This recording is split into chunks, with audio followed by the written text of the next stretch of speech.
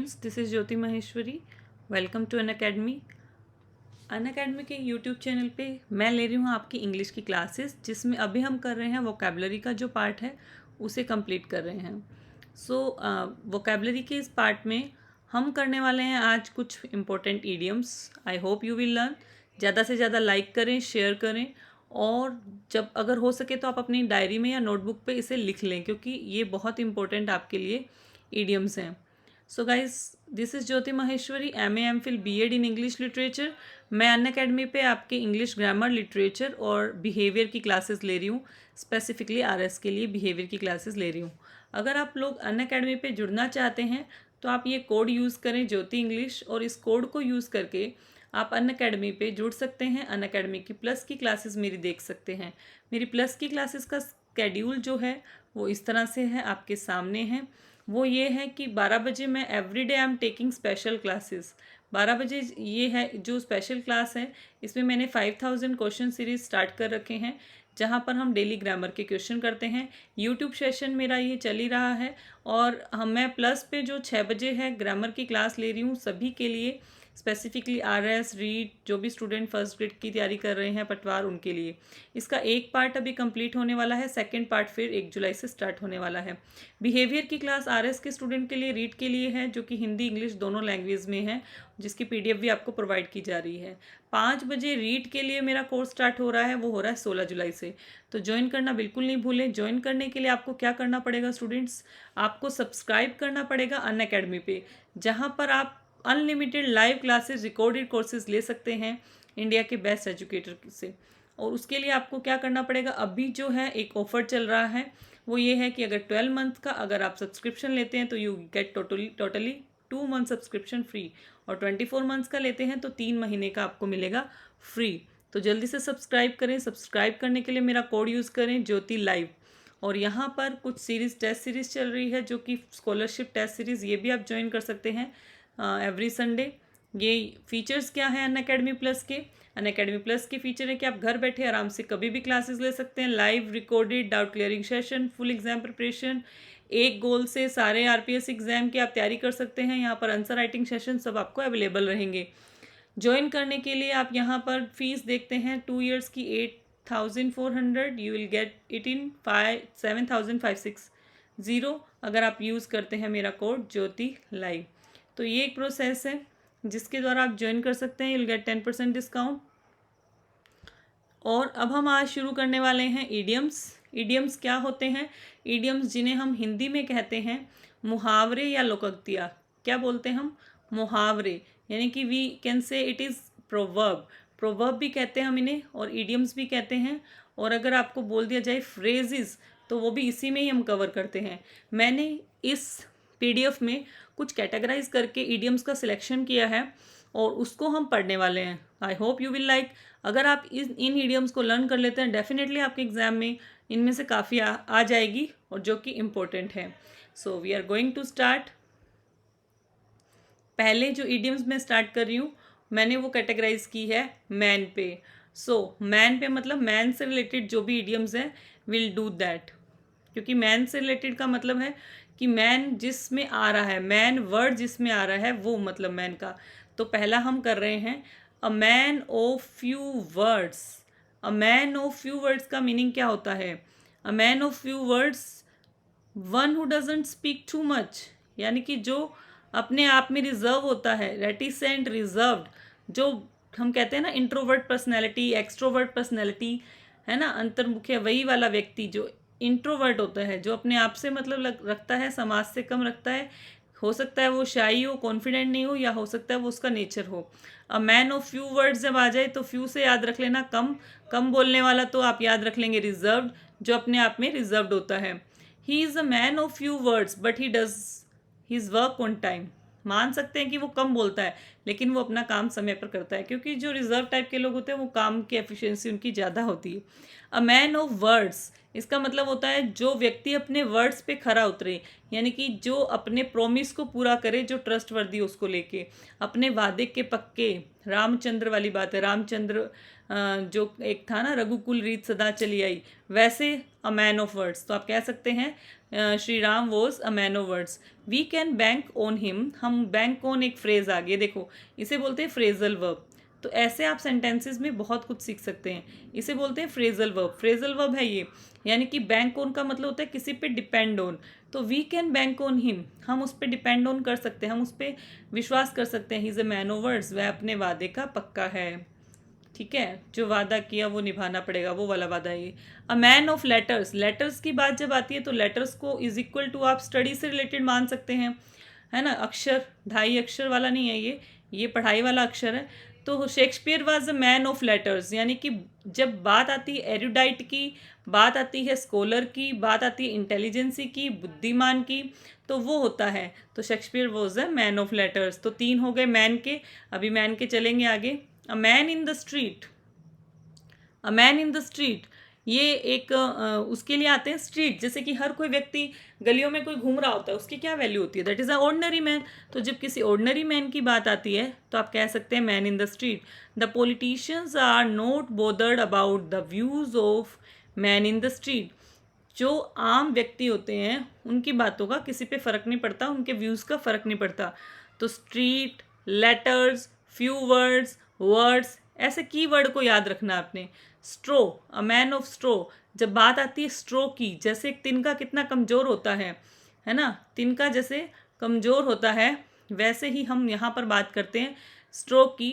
तो स्ट्रोक की बात करेंगे तो हम कहेंगे वीक पर्सन। फिर है he is a man of straw and can be control by others, तो वह बहुत वीक पर्सन है, दुर्बल है, उसकी कोई, वो कहते हैं ना शक्ति नहीं है, पावर नहीं है। A man of substance, substance, substance word आ जाए तो रिच एंड हेल्दी, जिसका प्रभाव हो। अभी अभी वीक पढ़ा था हमने, स्ट्रो पढ़ा था जिसका कोई प्रभाव नहीं है, सब्सटेंस जिसका प्रभाव हो। The girl choose to marry a man of substance.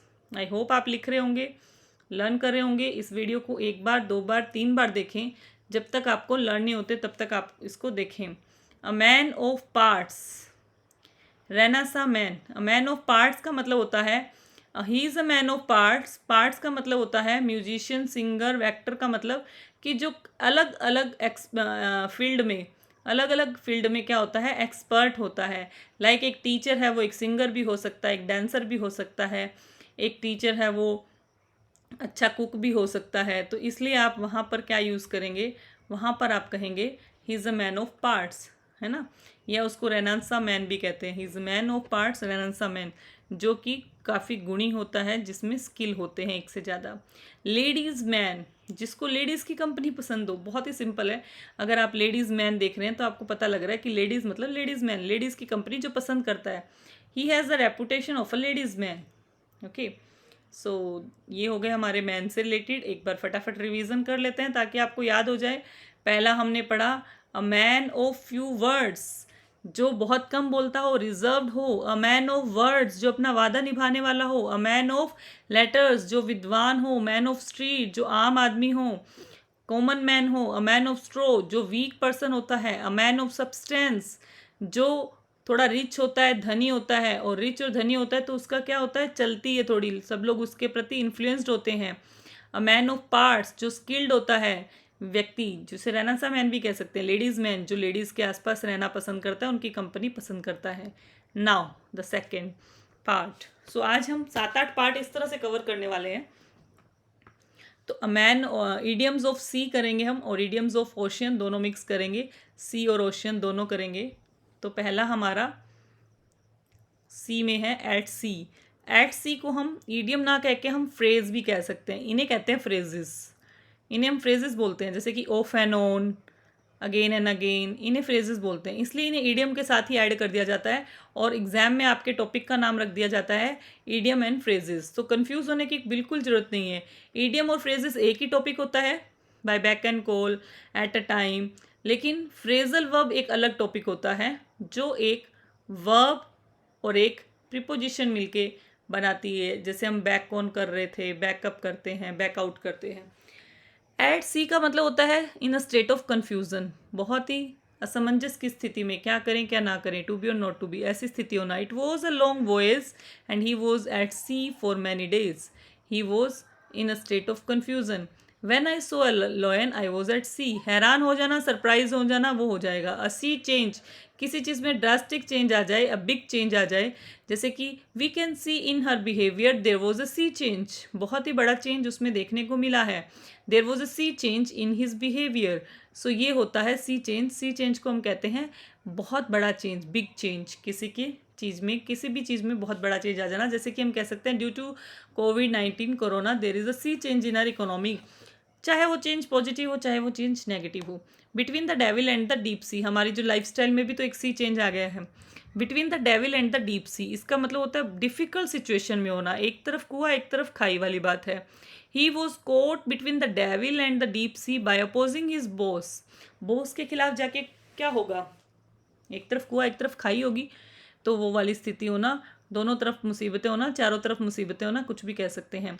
A drop या अ स्पिट इन द ओशियन, अब ओशियन में अगर आप एक बूंद डाल दे तो क्या फ़र्क पड़ता है, इसका मतलब होता है a small amount of something.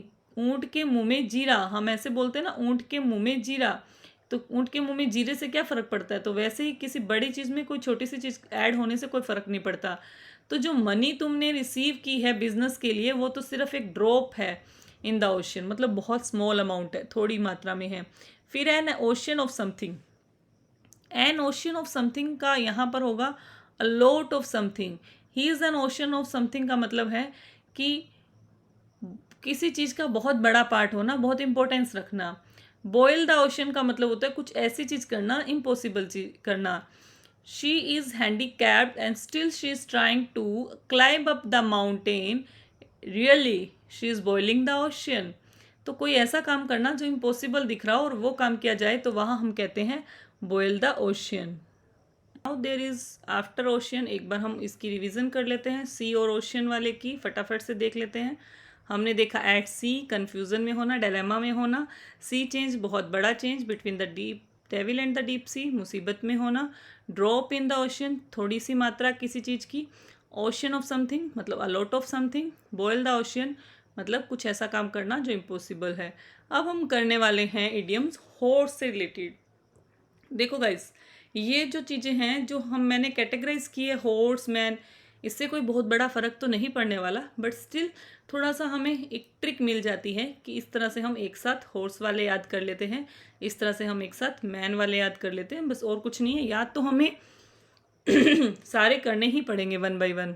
Okay, so this is about horse. First is dark horse. Dark horse क्या होता है, हम कहते हैं ना कि छुपा रुस्तम होना, किसी चीज़, कोई काम, ऐसा काम कोई व्यक्ति कर दे जिसके बारे में हम सोचे नहीं।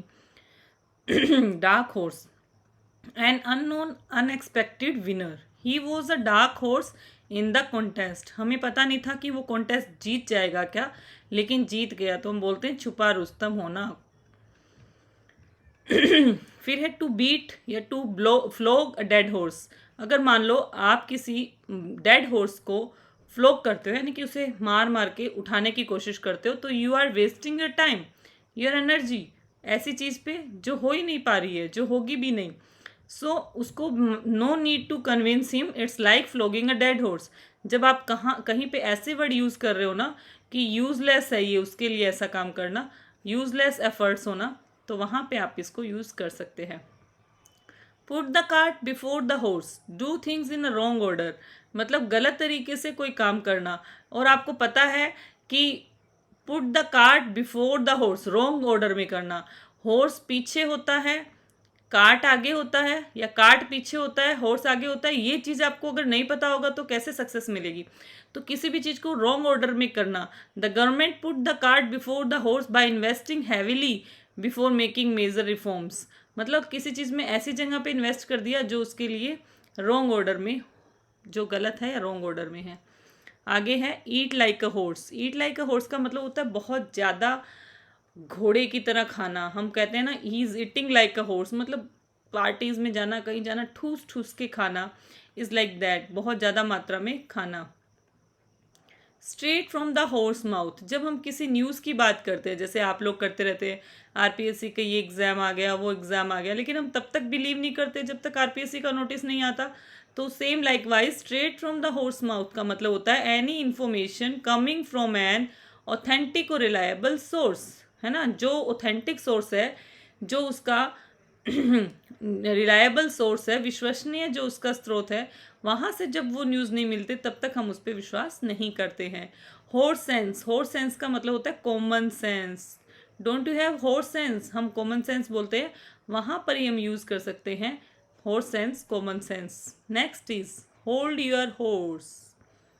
Hold your horse, hold your horses का मतलब होता है भाई घोड़े को लगाम दो, अपने अक्ल के घोड़े को, या अपने मतलब आप पेशेंस रखो थोड़ा सा। Hold your horses until you get the result, जब तक रिजल्ट नहीं आता तब तक पेशेंस रखो।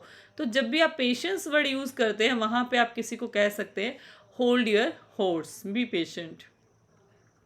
हॉर्स ट्रेड का मतलब होता है बार्गेनिंग, बार्गेन मतलब मोल भाव, है ना। तो हम कह सकते हैं it's not a horse trade to buy a plot, या फिर हम कह सकते हैं she is good in horse trade, after a lot of horse trade I was able to buy the product, मतलब बहुत ज़्यादा मुझे क्या करना पड़ा, मोल भाव करना पड़ा, और उस तब जाके मैंने खरीदा।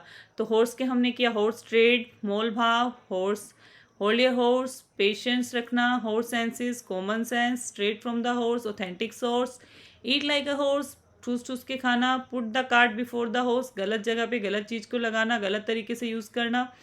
टू बीट अ हॉर्स मतलब बेकार के एफर्ट्स करना, डार्क हॉर्स मतलब छुपा रुस्तम होना। ये हो गए हमारे हॉर्स के। अब नेक्स्ट क्या करने वाले हैं हम गाइस, नेक्स्ट करने वाले हैं ईडियम्स। मुझे ये ज़रूर बताना आप कमेंट बॉक्स में कि आपको ईडियम्स करने का ये तरीका कैसे लगा। इसी तरह से हम वन वर्ड सब्स्टिट्यूशन, वोकैबुलरी सब यूट्यूब पे कंप्लीट करने वाले हैं, लेकिन आप लोगों की तरफ से ज़्यादा लाइक, शेयर और सब्सक्रिप्शन चाहिए, तभी ये पॉसिबल हो पाएगा, अदरवाइज नहीं। अब हम कर रहे हैं फिश से रिलेटेड जितने भी इडियम्स हैं। पहला है अ बिग फिश। अ बिग फिश का मतलब होता है कोई ऐसा व्यक्ति जो इम्पोर्टेंट हो, जो वैल्यू रखता हो किसी ऑर्गेनाइजेशन में, किसी हाउस में, किसी कंपनी में, कहीं पे भी। He is a big fish in the organisation and will help you. तो इम्पोर्टेंट मैन है जिसकी चलती है। A fish in trouble waters, to involve oneself in taking risk, to gain advantage और profit.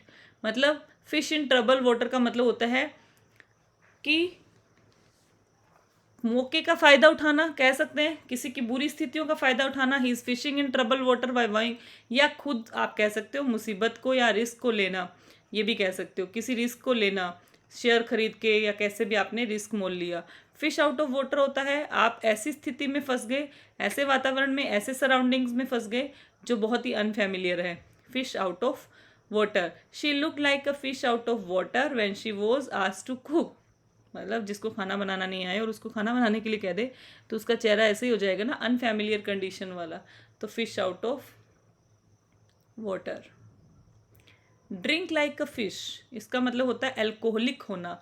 They drink like a fish at parties, बहुत ज़्यादा पीना, alcoholic होना, बहुत ज़्यादा पीना। अ कोल्ड फिश का मतलब होता है जिसमें इमोशन नहीं हो, जो अपैथेटिक हो, उदासीन हो, कोई क्या हो रहा है किसी के साथ उसको कोई मतलब नहीं हो, that is a cold fish. A fishy story, इसका मतलब होता है अ बिग लाई, बहुत बड़ा झूठ। Don't try to befool me by telling a fishy story, कि मतलब बहुत बड़ा झूठ। एक हम बोलते हैं ना कॉक एंड बुल स्टोरी, वो तो होता है मन घड़त, ये है बहुत बड़ा झूठ। याद रखना बहुत बड़ा झूठ, a big lie is a fishy story. Fishy story, cold fish. आगे और करते हैं फिश के। फिश फॉर अ कॉम्प्लीमेंट, जब तक आप इन्हें अपने हाथ से एक बार अपनी नोटबुक पे लिखेंगे नहीं, इनके मीनिंग नहीं लिखेंगे, जो मैं हिंदी बता रही हूँ वो नहीं लिखेंगे, तब तक याद नहीं होंगे आपको। तो ये मैं साथ साथ हिंदी इसलिए बता रही हूँ आपको, आप लिखते जाएं, एग्जाम्पल खुद के बनाते जाएं, मेरे वाले कॉपी नहीं करें, आप खुद के बनाते जाएं और इनको 2-3 बार रिवाइज करें। Fish for a complement, fish for a complement, इसका मतलब होता है कई बार आपने देखा होगा कोई व्यक्ति कोई काम करता है तो खुद ही पूछता है कैसा हुआ, मतलब कोशिश करना दूसरों से प्रेज, एप्रिशिएशन प्राप्त करने की। सामने वाला करे ना करे, आप खुद चला के उससे पूछो, खुद आप एप्रिशिएशन पाने की कोशिश करो। That is fish for a complement. The girl has the habit of fishing for a complement, कि उसे हमेशा आदत है खुद की प्रशंसा प्राप्त करने की। Shooting fish in a barrel, इसका मतलब होता है वेरी इजी टास्क, बहुत easy task. Completed with him, competing with him is like, उसके साथ कंपटीशन करना तो जैसे कि एक बैरल में फिश को शूट करना है, बहुत ईजी है। अपहिल टास्क, क्या होता है अपहिल टास्क? कमेंट बॉक्स में ज़रूर बताना मुझे what is the meaning of uphill task. Neither fish nor fowl, something very unclear, vague, doubtful, जो कि बिल्कुल क्लियर नहीं हो, बिल्कुल स्पष्ट नहीं हो, जैसे उसके सजेशंस है, जैसे उसकी लैंग्वेज है, जैसे उसकी राइटिंग है, जैसे उसके इमोशंस है, जैसे उसके आइडियाज़ हैं, हम कह सकते हैं neither fish nor fowl, unclear है। To have other fish to fry, to have a bigger fish to fry, जैसे मैं आपको बोलूँ कि आप ये करो वो करो, तो आप बोलो no no ma'am I have other fish to fry, मेरे पास और भी काम है इंपॉर्टेंट काम करने के लिए। आपके मदर बोले, आपके पेरेंट्स बोले, आपके फ्रेंड्स बोले, I don't want to waste my time, I have bigger fish to fry, तो फिश के हमने 10 किए हैं, I have bigger fish to fry दूसरा इंपॉर्टेंट काम होना, neither fish nor fowl doubtful unclear होना, shooting fish in a barrel easy task होना, फिश फॉर अ कॉम्प्लीमेंट मतलब खुद की प्रशंसा करवाना, फिशी स्टोरी झूठ, बहुत बड़ा झूठ, कोल्ड फिश कोई इमोशन नहीं होना, ड्रिंक लाइक अ फिश बहुत बड़ा पियक्कड़ होना, अल्कोहलिक होना, फिश आउट ऑफ वाटर मतलब अनफेमिलियर, बेकार की अनकंफर्टेबल सिचुएशन में फंस जाना, to fish in trouble water इसका मतलब होता है रिस्क लेना, a big fish important person. Yes, now we are going to do about feather. Feather पे अब हम पढ़ेंगे। फेदर पे क्या क्या है? फेदर का है to show the white feather, to show the white feather मतलब to behave like a coward, एक कायर की तरह बिहेव करना, युद्ध भूमि में कायर की तरह बिहेव किया, कहीं पे भी कायर की तरह बिहेव करना, don't show the white feather before the enemies, दुश्मनों के सामने कायरता मत दिखाओ, टिल द एंड तक, है ना, to show the white feather. Feather in one's cap, आपके कैप में एक फेदर लगना मतलब एक अचीवमेंट प्राप्त करना, एक उपलब्धि, एक प्राप्ति के लिए आप कहते हैं, क्या कहते हैं, by by getting that medal, gold medal, he got a feather in his cap, ऐसे हम यूज कर सकते हैं। It is a feather to his cap to represent his country in the Olympics, तो एक अचीवमेंट उसके लिए। To feather one's nest, to use your power and position for financial gains, आपके पास कोई पावर है, कोई पोजीशन है, कोई स्थिति है, मान लो आप एमएलए हैं, मान लो आप अच्छी पोस्ट पे हैं, उसका आप यूज़ करो अपने स्वार्थ के लिए, अपने फ़ायदे के लिए, लालच के लिए। He used to feather his nest, है ना, अपना नेस्ट बनाना, अपना घोंसला बनाना, using the money that was raised by charity, अब चैरिटी का पैसा आपने खुद यूज कर लिया तो हो गया ना selfish act. Bird of the same feather, जैसे कि सेम आ रहा है, इस वर्ड से ही पता लग रहा है एक जैसे फेदर वाले, यानी कि एक जैसे नेचर वाले व्यक्ति, कहते हैं ना हम चोर चोर मुसेरे भाई, तो आप कह सकते हैं कि both the friends are birds of same feather, एक ही जैसे हैं दोनों, एक ही नेचर के। अ फाइन फेदर होता है बहुत ही अच्छी ड्रेस में होना, she was in fine feather at the party में वो वेल ड्रेस थी। रफल वंस फेदर मतलब एनोए, इरिटेट करना, I don't mean to ruffle your feathers, मैं तुम्हें नाराज़ नहीं करना चाहती थी, मैं तुम्हें इरिटेट नहीं करना चाहती थी, तो ruffle one's feather. Okay, so हम एक बार रिवाइज कर लेते हैं। To show the white feather, to behave like a coward, a feather in one's cap, achievement, feather one's nest, फ़ायदा उठाना किसी स्थिति का, किसी चीज़ का, और बर्ड्स ऑफ सेम फेदर एक जैसे होना, इन फाइन फेदर बहुत अच्छी ड्रेस में होना, रफल वंस फेदर किसी को एनॉय करना, नाराज करना, किसी का मूड खराब करना। अब हम करते हैं कुछ ग्रीक माइथोलॉजी से रिलेटेड है ये। सो जितने भी स्टूडेंट मेरे प्लस पे हैं, स्पेशल पे हैं, मेरे नॉन हैं, जो किसी एग्जाम की तैयारी कर रहे हैं या नहीं कर रहे हैं, these idiom specially for each and every student who wants to communicate, who wants to write down something for writing session in RS, everywhere these idioms are very useful. I hope you will learn them carefully. Idioms for of Greek mythology, ये इसमें हम करने वाले हैं। पहली है हमारी nemesis, इसका मतलब होता है punishment. Okay, we can't say, इसको हम कहते हैं ग्रीक वर्ड से लिए गए हम, ठीक है। His immoral behaviour brought about his nemesis, मतलब उसका जो इमोरल बिहेवियर था उसके लिए पनिशमेंट लेके आया, उसे पनिशमेंट मिला उसके लिए। मिडास टच या गोल्डन टच, इसका मतलब होता है किसी चीज़ का something bringing good result, because of his Midas touch the company was इन, क्या हुआ, प्रॉफिट में, उसके अच्छे उसके द्वारा अच्छे प्रयास किए गए, इसलिए कंपनी प्रॉफिट में है। हरक्यूलिन टास्क, वेरी डिफिकल्ट टास्क, जो थोड़ी देर पहले मैंने आपको एक करवाया था, है ना, तो वहाँ पर मैंने आपसे पूछा था अप हिल टास्क का बताना था, तो फिश वाले मैंने आपको करवाया था, याद करो, तो उसी का अपोजिट है ये up Herculean task, a very easy task next to impossible, very difficult task sorry, next to impossible, बहुत ही मुश्किल होना। To complete the work in a day was a Herculean task. जैसे कि मैं बोलूँ आपको, to crack any exam, competition exam just in 2 और 3 months is really Herculean task. बहुत ही इंटेलिजेंट लोग कर सकते हैं वो। आपको 1 year 2 year तो देना ही पड़ता है कॉम्पिटिशन एग्जाम की तैयारी के लिए। फिर है कट अ गॉर्जियन नोट, इसका मतलब to solve a very difficult problem by force. जैसे गॉर्डियन नोट को खोलना होता है, किसी गार्ड को खोलना होता है, वैसे ही यहाँ पे है to solve a very difficult problem. चाहे वो कितनी कोशिशों से करे कि उसको समझाना, तो कटिंग गॉर्डियन नोट है, बहुत मुश्किल टास्क है।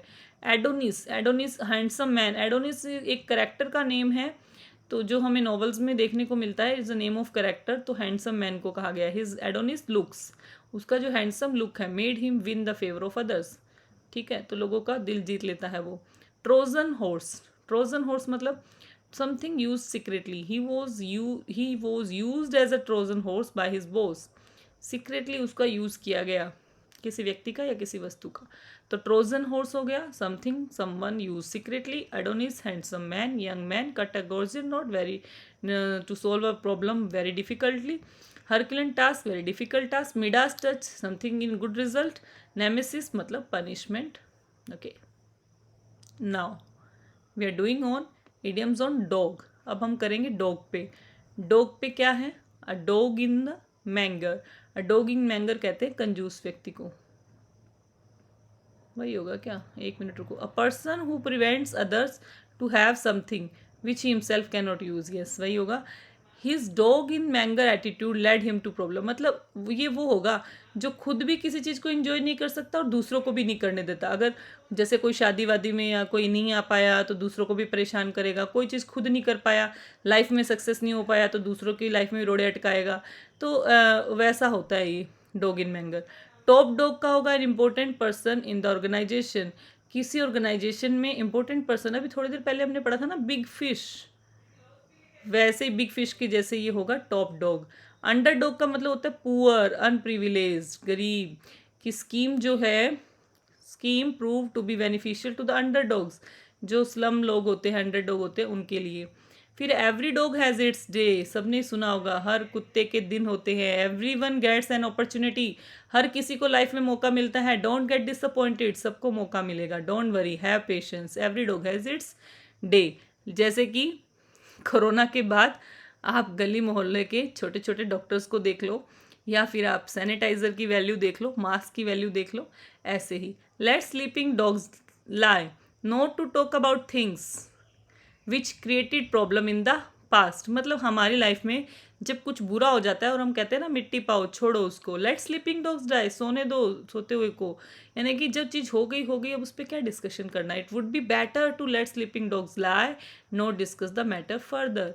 अब ऐसी बुरी चीज़ों को बार बार डिस्कस करने से कोई मतलब नहीं है। Dog tired, very tired, he was dog tired, मतलब बहुत ज़्यादा काम कर लेते हैं। जैसे कोई एक लेबर है, कोई मजदूर है, तो जस्ट टायर्ड लाइक डॉग, तो वहाँ आ जाएगा dog tired. Next is go to the dogs, इसका मतलब होता है सिचुएशन डेट्रिएट होना, बिगड़ जाना, स्थिति कम वर्स हो जाना। All his efforts went to the dogs, मतलब उसकी सारी जो व्यर्थ चले गए या फिर बुरे हो गए या उसकी सिचुएशन बिगड़ती गई। Lead a dog's life, miserable life है ना। लीड अ डॉग्स लाइफ मतलब कुत्ते के जीवन, यानी कि बहुत ही बेकार जीवन, मिजरेबल दयनीय है। He led a dog's life after his father's death.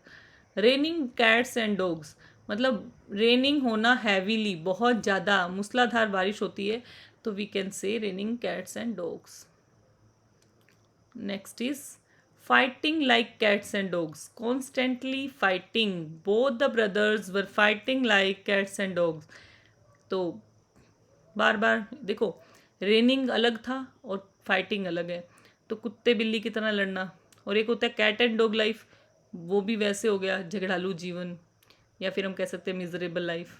Better to be the head of dog than tail of lion, मतलब कि लोयन की पूंछ से बढ़िया है हाँ डॉग का हेड होना। एक कहते हैं ना, better to reign in hell than to be slave in heaven, वैसे ही है ये भी कि it is better to be the head of a small group, छोटे ग्रुप का हेड, यानी कि कई कहते हैं ना अपना बिजनेस हो तो अपना ही हो नौकरी करने से अच्छा, तो बिजनेस छोटा सा भी हो तो अच्छा है, नौकरी क्यों ना आईएएस ऑफिसर क्यों, कुछ लोगों का ऐसा मानना है। It's like an idiom, idiom कुछ भी हो सकता है। It is better to be the head of small group, किसी छोटे से ग्रुप का हेड होना अच्छा है, फॉलोवर बिग ग्रुप के फॉलोवर होने से बेटर।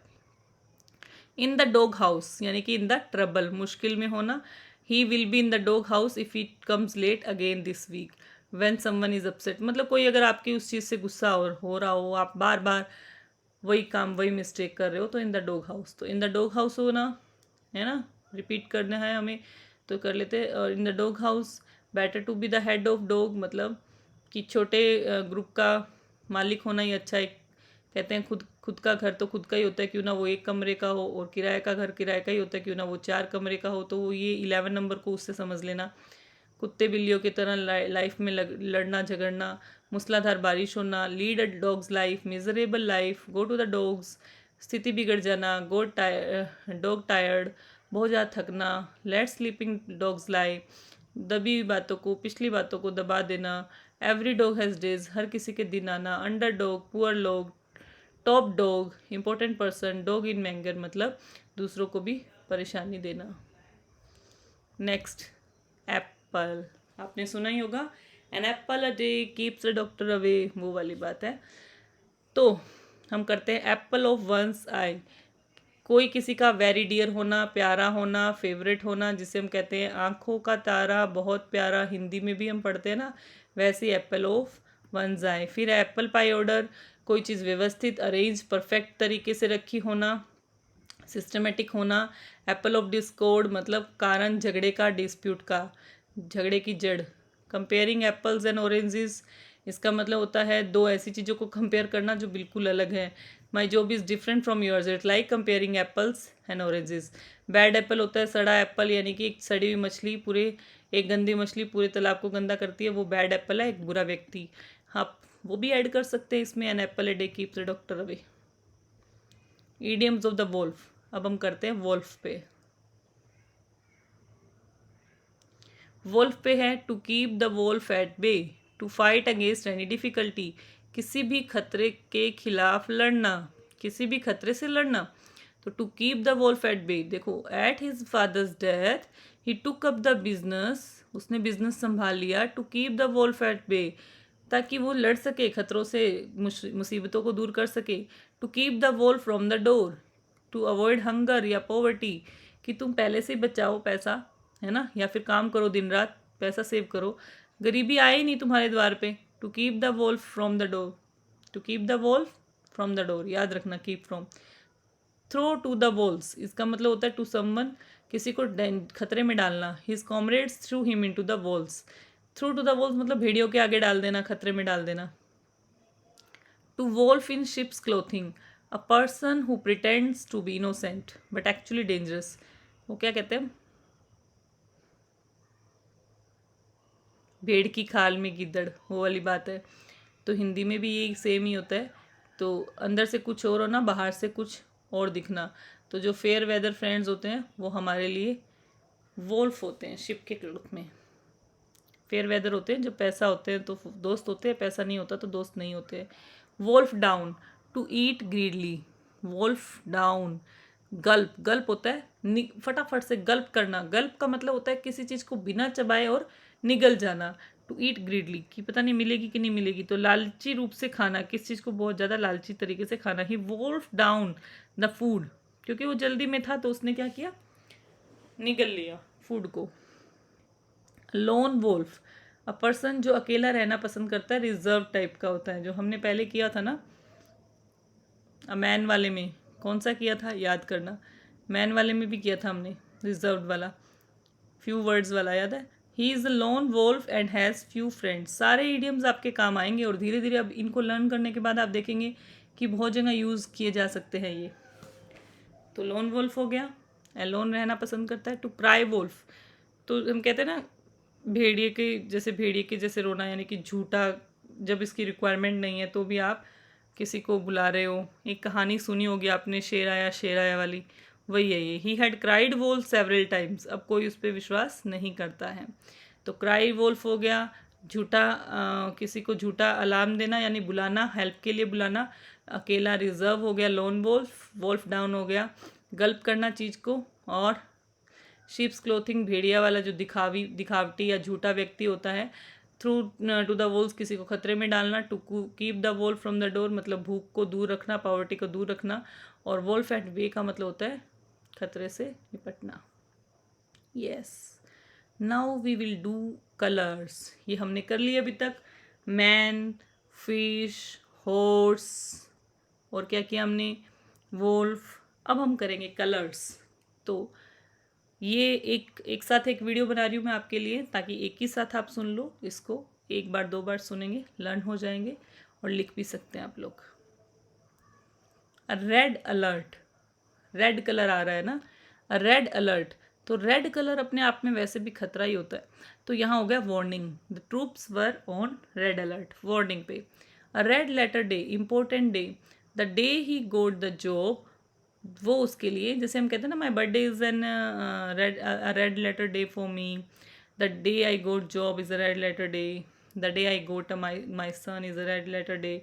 तो इम्पोर्टेंट डे होना, महत्वपूर्ण दिन होना। To paint the town red, मतलब खुशियाँ मनानी चाहिए, कोरोना ख़त्म हो गया देश से। अगर ऐसा दिन आएगा तो हम ये ईडियम यूज़ करेंगे उस दिन जिस दिन कोरोना चला जाएगा।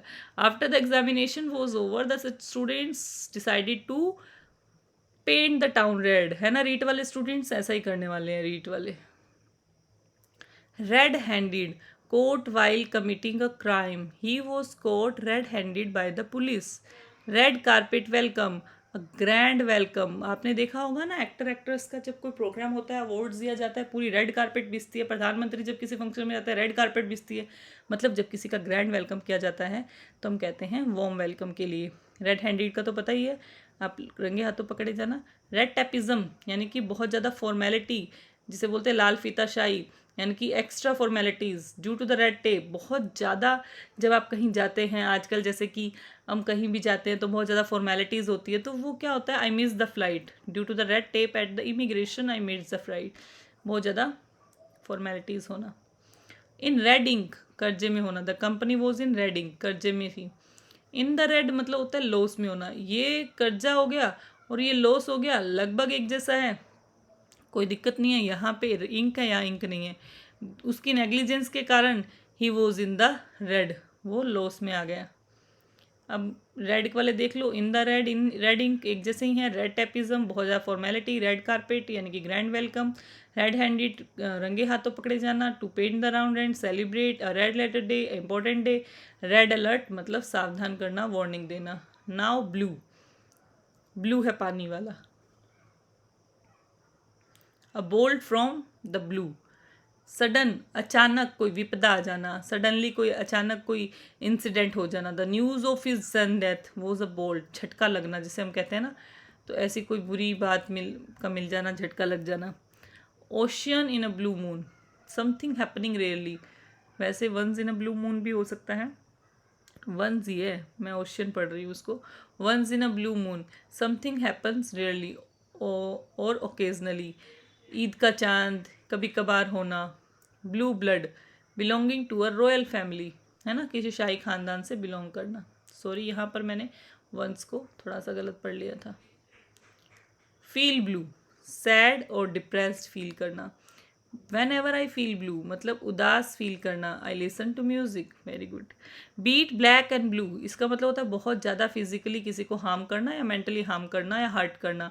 ही beats his servants black and blue, ठीक है, मारना, लाल काला पीला कर देना मार मार के। ब्लू आइड होता है फेवरेट होना, जो अटेंशन स्पेशल गेन करते हैं, फेवरेट होना। John was always the blue eyed boy at school, favourite boy.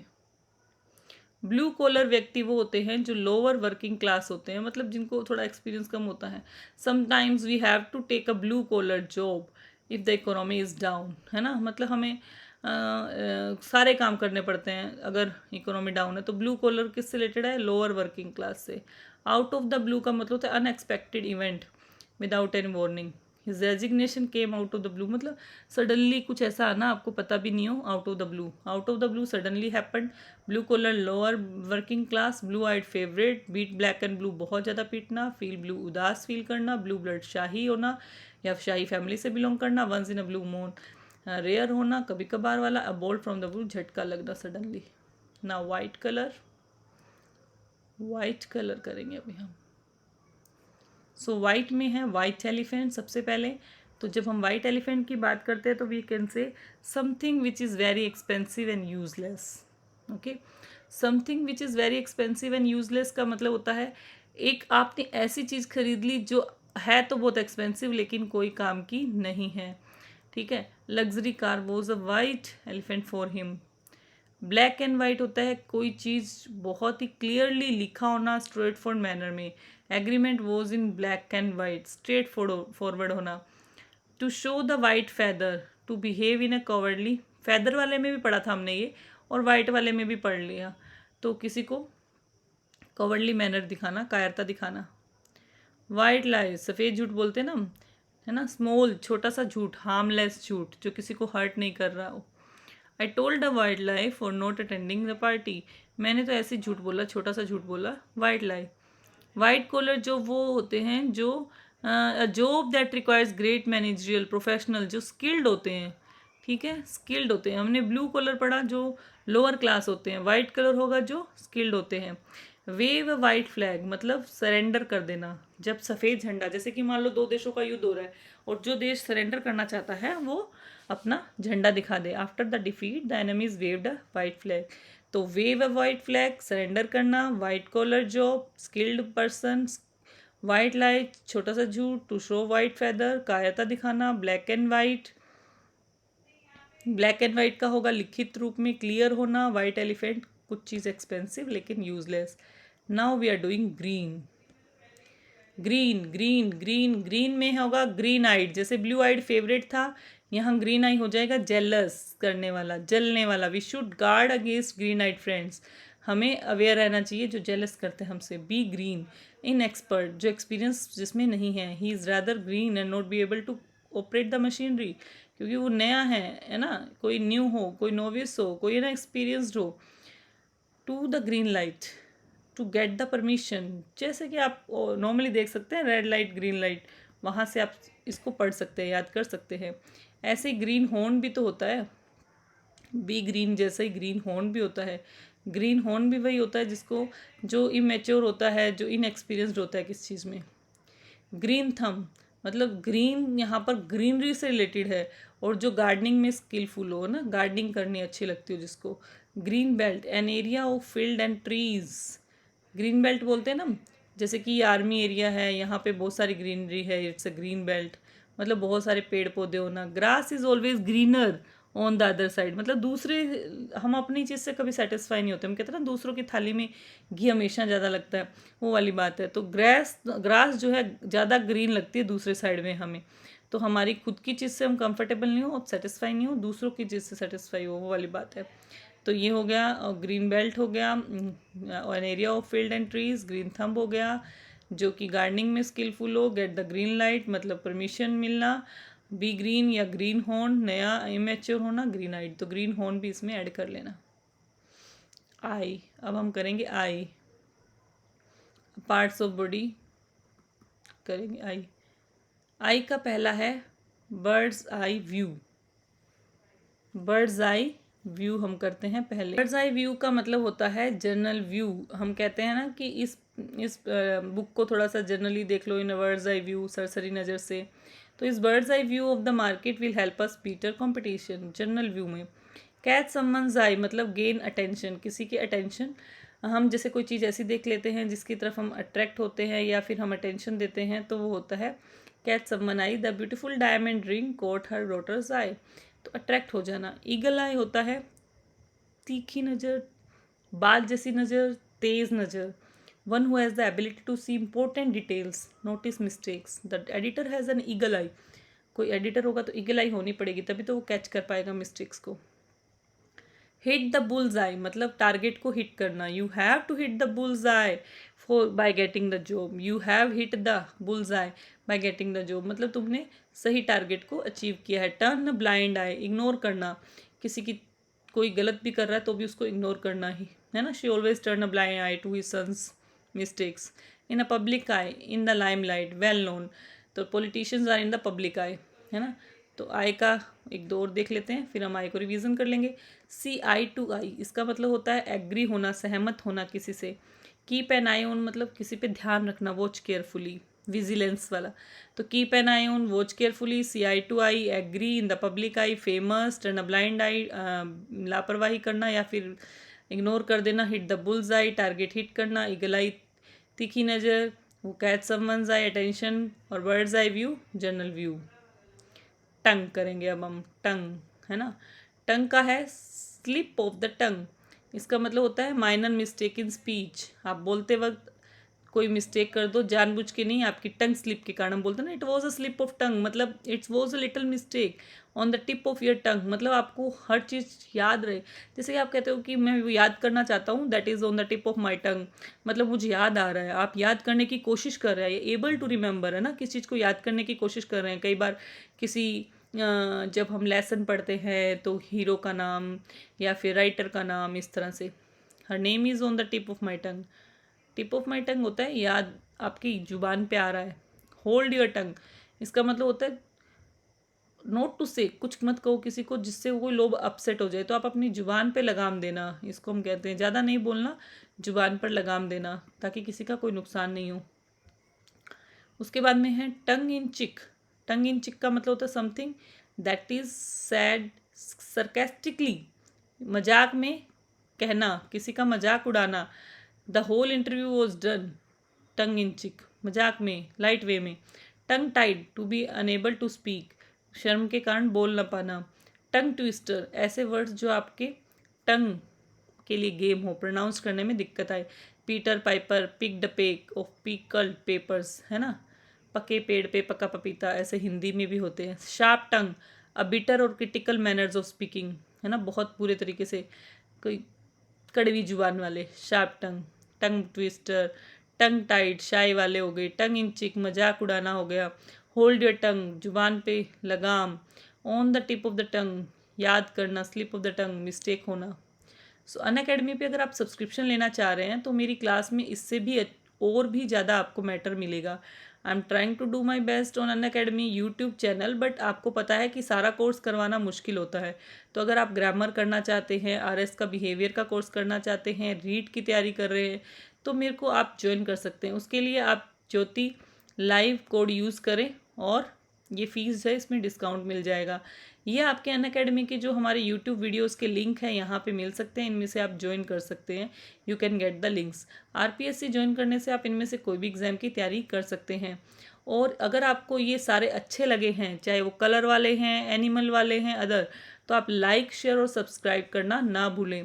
ये वीडियो को आप एक बार देखें, दो बार देखें, नोट्स बनाएं। और ये इतने सारे एडियम्स तो आई एम ट्रूली सेइंग कि आपको अगर दो बार तीन बार सुनोगे ना तो आपको याद हो जाएंगे और एग्ज़ाम में आपको इनमें से देखने को मिलेंगे। अगर आप इसी तरह के वीडियोस और देखना चाहते हैं, अगर आप चाहते हैं कि आपको वोकैबुलरी से रिलेटेड, वन वर्ड से रिलेटेड और वीडियो मिले, तो आप ज़्यादा से ज़्यादा लाइक करें, शेयर करें, सब्सक्राइब करें, ज्योति लाइव कोड यूज़ करें, अनअकैडमी प्लस पे जुड़े। Thank you very much guys, see you again.